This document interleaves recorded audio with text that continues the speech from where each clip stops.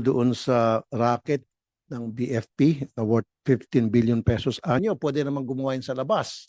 Tama nila, iniipit yung permit.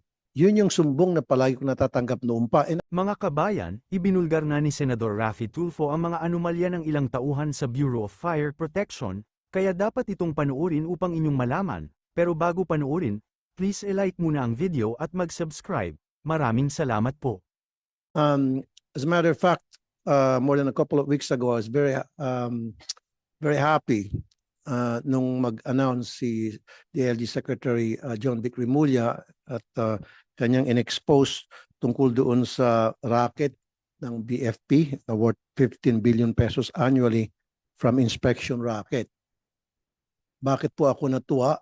Dahil for the first time ever, isang DLG Secretary nag-expose nito kasi matagal na po ito nangyari eh.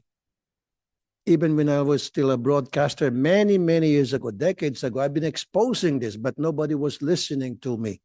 Ngayon, si DLG Secretary mismo nag-expose. Natotoo po ito at hindi pwede mag-deny itong mga taga-BFP na ang pinaka-racket dyan ay yung fire extinguisher.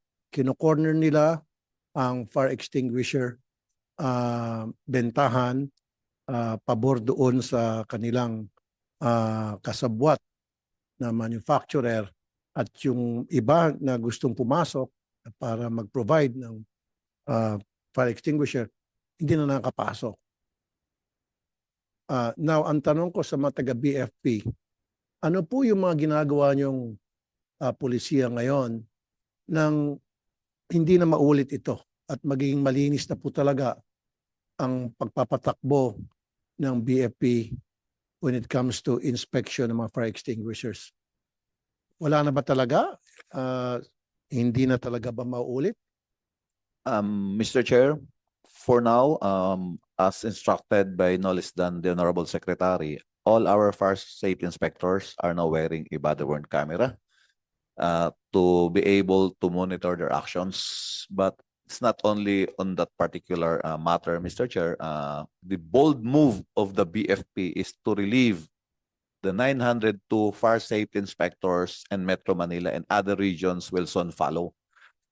This may be result to inadequacy of the number of fire safety inspectors as part of our mandate in the enforcement of the fire code. What we did last Thursday, we are able to discuss this situation to PPSC and FTI for this school to offer courses pertaining to fire safety inspection.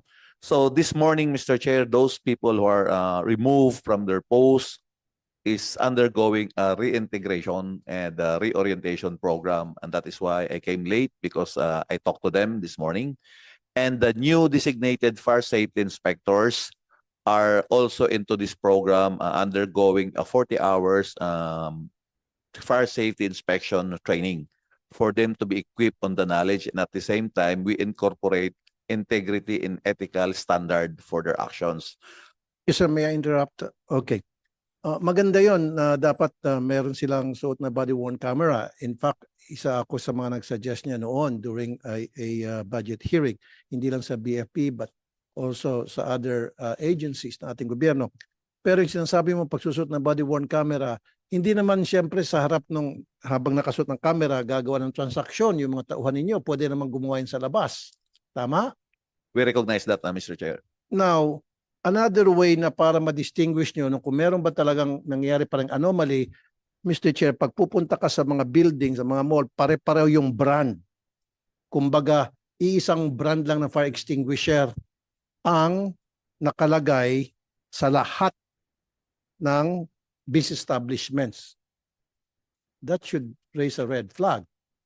So are you doing some inspections? Pupunta ka sa lahat ng mga condo units, sa lahat ng mga malalaking business establishments.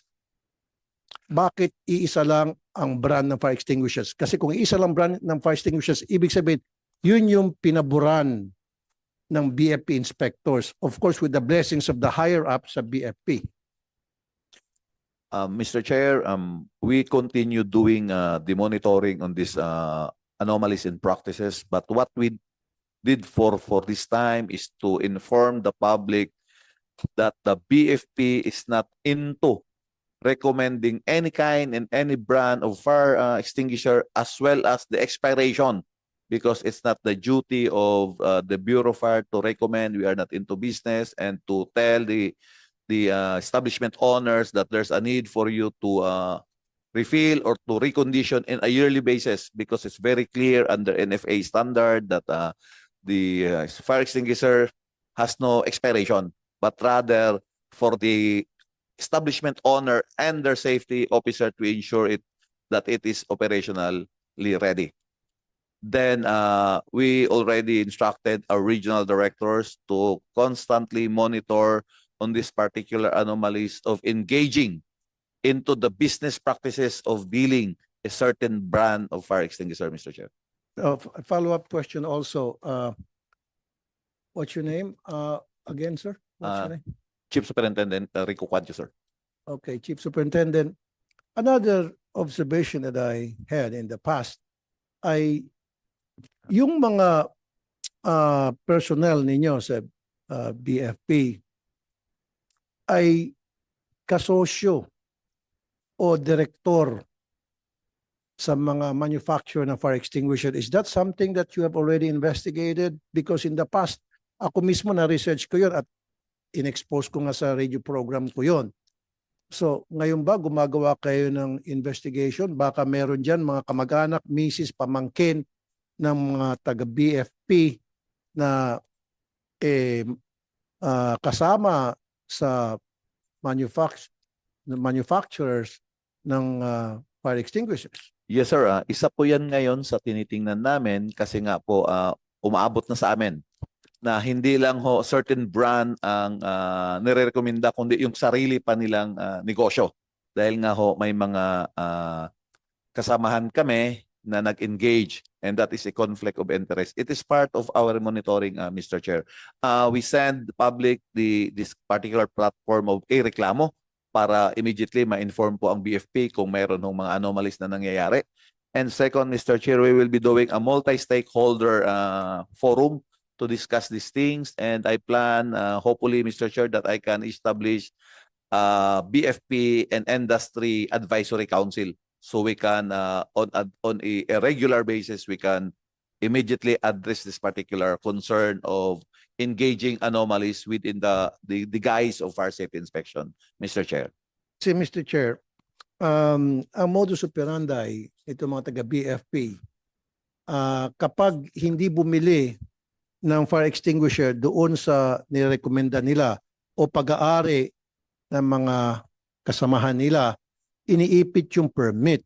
Yun yung sumbong na palagi ko natatanggap noon pa. And I've been exposing that time and time again. Kaya again, sabi ko kanina, I was very happy when DILG Secretary John Vic Rebulla in-expose itong kalukuhan na nangyari sa BFP. Hopefully, sana matigil na po talaga ito.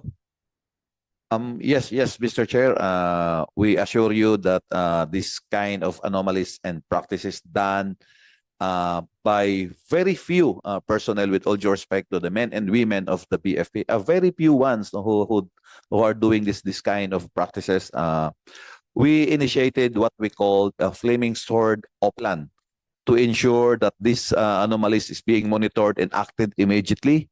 And soon we will be adopting a BIN scheme or a business ID number inspection scheme, that no fire safety inspector will identify a certain establishment to be inspected, but rather it will be a system-generated kind of inspection order.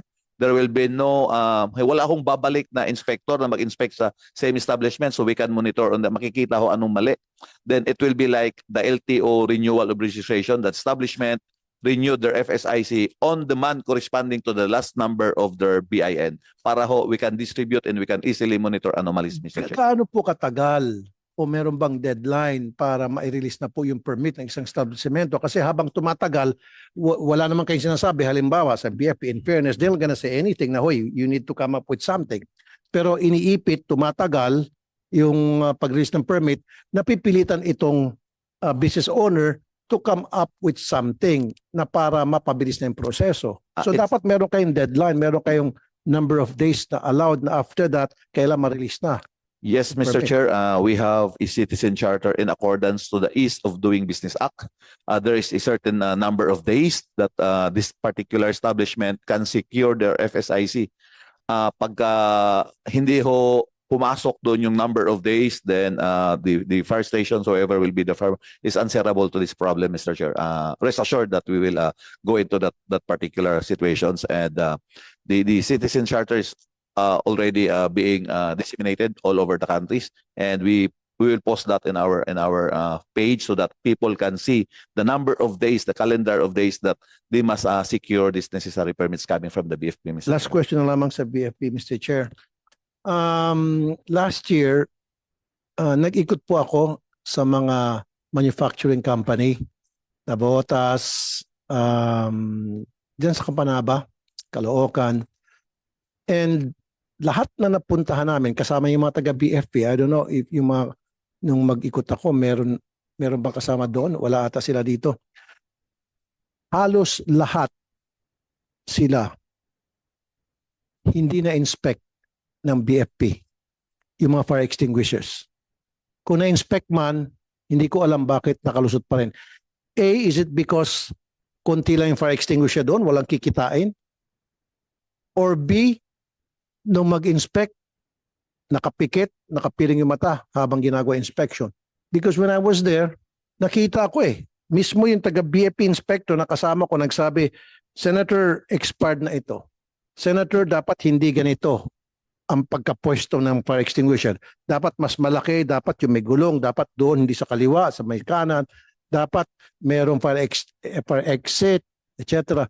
Very important po mag-inspect kayo sa mga manufacturing company kasi marami po mga empleyado doon during working hours. What happens kung may nasunog? Di marami matutusta ng mga manggagawa natin. And yet, hindi nyo po in-inspection, siguro dahil kukunti lang ang kikitain those fire extinguishers, or kung hindi man, like I said earlier, nakapiling ang mata dahil meron ng envelope. I'm sorry for the word, sir. Yes, sir. As stated earlier, we will be adopting what we call the BIN. Wala hong maiiwan ng establishment at ma-inspect ko sila on the right calendar days because of this business ID number.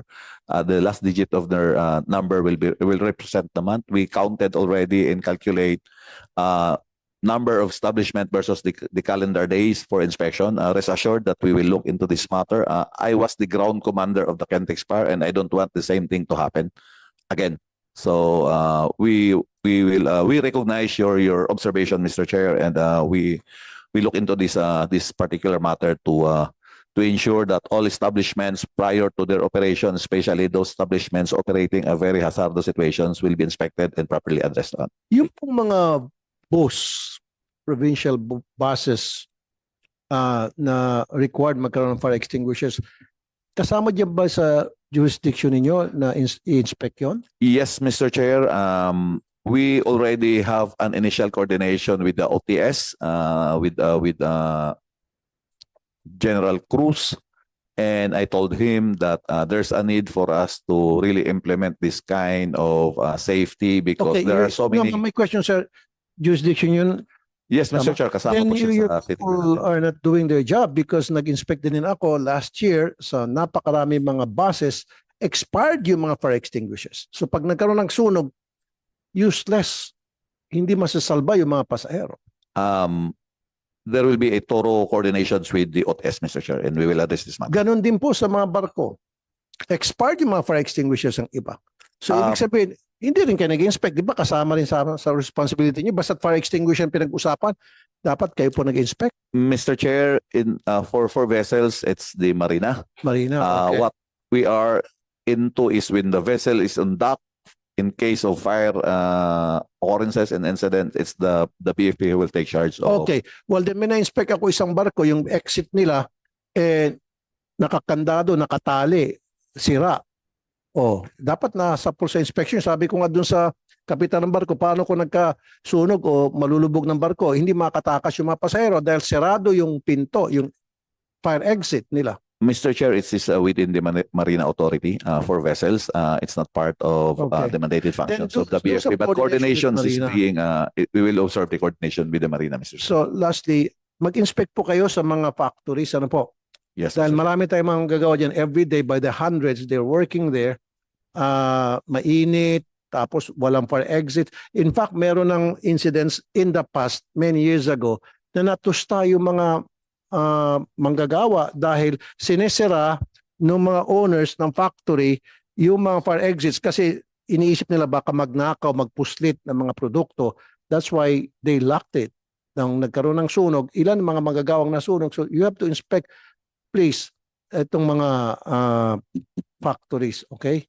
Thank you, Mr. Chair. Yun lang for Duly now, noted, Mr. Chair. sa Bureau of Fire. Sana maaksyonan na ang mga iligal na gawain ng ilang tauhan sa Bureau of Fire Protection para naman hindi na mahirapan sa pag-renew ng business permit, lalo na pagdating sa fire inspection at requirements. Yan lang mga kabayan, maraming salamat sa inyong oras.